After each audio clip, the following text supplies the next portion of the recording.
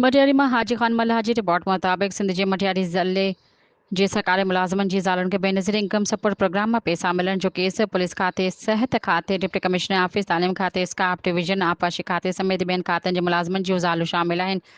सरकारी मुलाज़िमनि जी ज़ालुनि जो कुल तादाद जिन खे पैसा मिलिया आहिनि उन्हनि जो तादाद 600 खां वधीक आहे। 3 महीना अॻु सभिनी एजी ऑफिस खे ख़त लिखियो वियो त ख़त में ज़ाहिर कयो वियो आहे त कहिड़नि खातनि में नौकरियूं कंदड़ मुलाज़िमनि जूं ज़ालूं पैसा वसूल करे रहियूं आहिनि।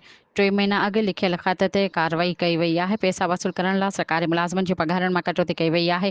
स्टाफ खाते जे 45 मुलाज़िमनि मां कुल 7,29,28,000 कटिया विया आहिनि। डिप्टी कमिश्नर ऑफिस जे 15 मुलाज़िमनि मां 2,52,300 कटिया विया आहिनि। आबपाशी खाते जे 42 मुलाज़िमनि जे पघारनि मां 6,85,747 काटिया विया आहिनि। एक्ज़ीक्यूटिव इंजीनियरनि जी 14 मुलाज़िमनि जे पघारनि मां 2,24,325 काटिया विया आहिनि।